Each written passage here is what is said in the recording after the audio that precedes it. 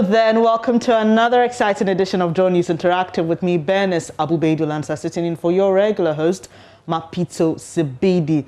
Today we've got a lot to discuss. Yes, we'll be talking about the controversial jet issue, and I'd like to hear what you think about Dominic Nitol, his defense minister, his statements that we are trying to purchase a new presidential jet. Let me know what you think about that. Get into our Facebook page. Some of you have already shared your thoughts. And there's also this issue of leaked examination questions for the 2020 WASSCE. How do we stop this? Every year we hear this same story. I'd like to know what you think, and then we'll be bringing you an update on COVID. Yes, because it looks like the cases are beginning to rise. We'll take your thoughts on that as well. And as usual on Thursdays, Kobe will join us with what's happening in the world of technology. Do stay for details of these. And as always, we'd love to hear from you, so stay connected. Thank you for staying with us on Facebook and Twitter. We are JoyNews on TV. Let's start off with the controversial jet issue, and let's just go quickly to Facebook and see what some of you have been sharing with us on this story, which has been trending. And we know that in Parliament yesterday, the Defense Minister Dominic Nitol appeared to answer questions on why the president didn't use the presidential jet on a recent trip. He gave many reasons, and the major one was that due to COVID, he couldn't make a lot of stopovers, and even if he made stopovers, it will require him to be given presidential treatment, because then the example was given that if he flew with Emirates, he would have to transit at Dubai, and that was going to create a whole lot of inconvenience. And so we are being told that they will be requesting for a new jet. So let's start with Humble Lion's comment. He says, if this is true, then Ghana has no future. And, well, he thinks it's a wasteful decision. And Obene Ruben says, ask yourself, all those who follow the president to travel, what do they bring? Or what impact they are to already broken economy, he asked. And one of the reasons we were given also had to do with numbers and the weight of luggage and all in our presidential jet couldn't provide all those.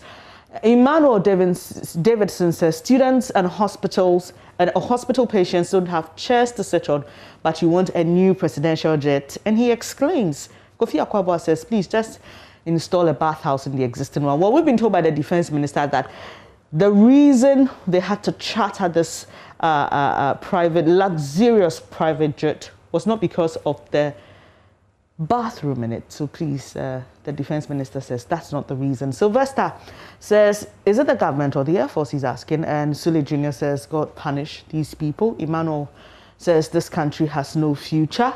And Amadou says, oh, Mr. President, the youth are suffering. You promised to protect the public purse. You eventually chew in the purse. Okay, that's his opinion. Kofi Rock says, you people want to finish the country before you leave power. Let's take the last one from Amit Mayor Blade. He says, then I suggest we use it for dual purpose, commercial and private use. Okay. And he says, I'm sure some men are not given sons of their kind will come one day for the same nonsense. Okay.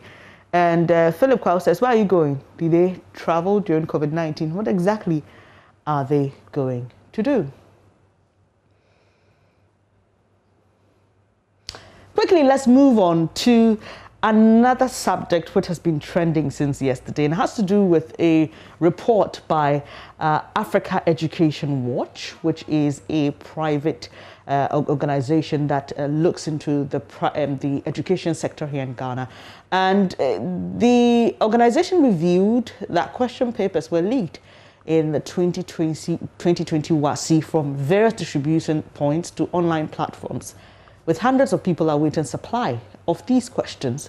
Now, presenting its findings at a virtual launch, Executive Director Kofi Asare attributes the shortcomings to poor supervision, as well as the activities of some unscrupulous officials working with police protection. He also noted the contact details of more than 1,500 WAEC examiners, which got leaked prior to the conduct of the exam, undermined credibility. Now, there are a lot of rogue websites and Facebook pages and Telegram pages, but the most prominent one was called the Hot Stitch platform. Hot Stage is actually on Telegram. And it has over 150,000 members on that particular page. So our sources were on the Telegram, but they were not on the paid one. So they will move them to the paid platform, and then they will share the questions. And then the answers will come around 4 a.m. As I mentioned, on 17th August, for the first time in the history of WAEC in Ghana, over 50 years, the names and contact of examiners, markers were leaked on social media. And then they were authenticated. Indeed, the next day, WAEC came, what actually went public that very day after consulting the Parliamentary Select Committee on Education and then also the teacher unions. And then we went ahead and then blew the whistle. Then the next day, WAEC came and confirmed that indeed the list that had leaked was credible, but it was a draft list, not a final list.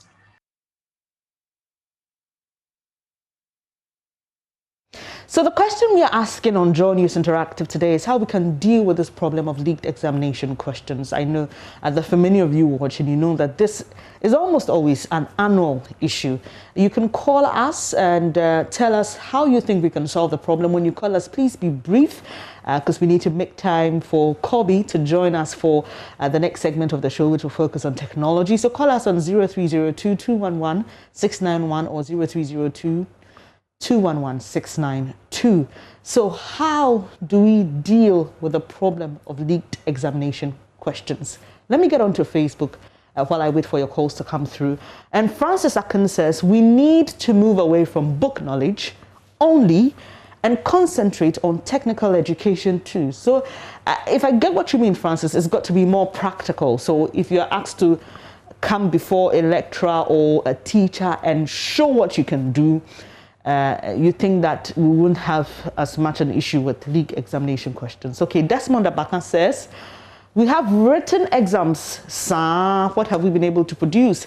And he thinks that it's an unproductive education system. Abdul Ganiu Amadu says, all the heads of the examination bodies should be dissolved. There's also another suggestion that, like it's done in other countries, we should have more than one examining body. Knight Raven says, by stopping all examinations and passing everyone. How is that, Knight? Well, Kwame Asafu says, okay, well, I don't know why he thinks that, but we'll be glad to take your comments. Rebecca is joining us from Cape Coast. Hello, Rebecca. Thank you for joining the program. Kindly share your thoughts with us. Hi, time.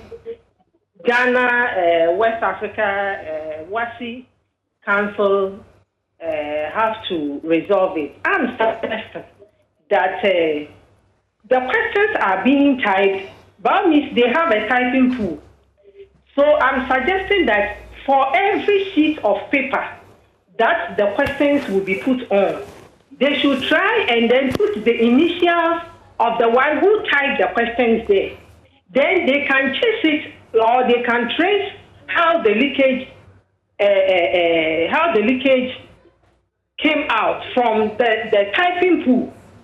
The initials of the one who typed the questions should be under the sheet for every printed sheet. I think they can chase it from there, and when they get hold of the preparators, I think it will be minimized, or it will be out of the system forever. Thank you for sharing your thoughts. That's Rebecca joining us from Cape Coast. We have Sir Bola from Dansuman. Hello, sir. Thank you for joining the program. You are welcome, madam. I suggest that WAEC has a big monopoly in exams in Ghana. Other bodies should also be encouraged to be able to set exam questions so that WAEC will not get a big monopoly in certain exam questions in Ghana. If other bodies are also given the opportunity to be very competitive, and then they can be able to give us top-notch work, what they are doing is not very good. I appreciate your contribution. That's Bola from Dansuman, sharing his thoughts on how we can deal with the issue of leaked examination papers. I remember even, and this doesn't only end at the senior high school level, unfortunately. I remember one time when I was doing my bachelor's, we had to postponed one paper for about 3 times because the questions had leaked. And so this is beyond the senior high school level. Chris is joining us from the UK. Hello, Chris. Grateful that you could join us. Kindly share your thoughts. Hello. Hi, Chris. We can hear you. Oh, I'm Clement, not Chris. Oh, Clement. Forgive us. Yes. Yeah. I mean, my contribution to what you are saying, this liquid has been there long since, right? In our time, from the late 60s to the early 70s, the liquid was there. I mean, today it's because of social media that I would say our children and our grandchildren are making noise. But it's there. So how do we deal with the problem? We all agree that this is not a good feature of our education system. So, Clement, how do you think we can solve this? It's Karen, not Chris. Karen, I do agree with you. I mean, how we deal with the problem is just going to cut the leakage. The leakage. I mean, I quite remember when I was in Popo before I went to secondary school, even when we were doing our exams, the Popo exams, even the police were even helping us.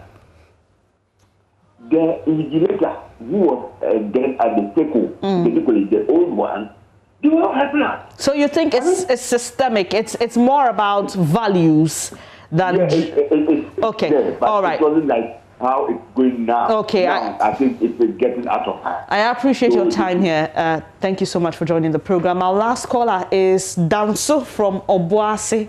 Hello. Hello. Yeah, great to have you. Thank you. I just want to make this suggestion for consideration by the authorities that are concerned. Our society is the devil with all sort of evils.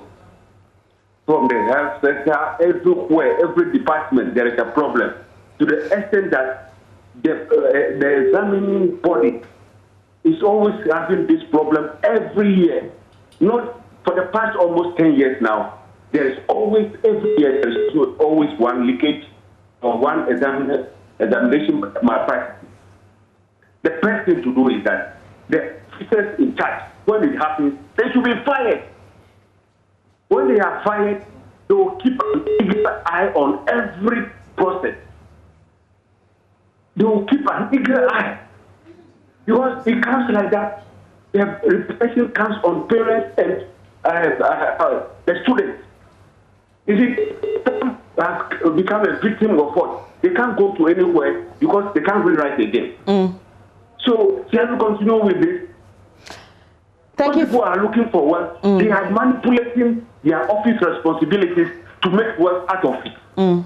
This one, it is very clear that somebody is there, sitting there, who has caused this damage and collect some few pesos into his pocket. And the whole nation, the youth, the students are suffering, including parents. Thank you for your contribution. We appreciate your time here. That's Danso joining us from Obuasi. And we've been asking the question, how do we deal with the problem of leaked examination questions? And there's someone who suggested that this is not a thing of today, it goes beyond today. And he suggests that it's more about our value systems, what we respect. Think about it. If you visited a doctor who got his certificate by relying on leaked examination questions, how sure are you that he actually knows what he's talking about? If you call that plumber to your house, that engineer, or even you go to the seamstress and they didn't pass, through appropriate means, how sure are you that you're getting quality for the service that you're paying for? Think about it. We'll take a quick breather here. When we come back, Kobe will be joining me. And as usual on Thursdays, we talk about what's happening in the world of technology. But I'll ask him first how we can use technology to solve this problem of leaked examination questions. So stay with us.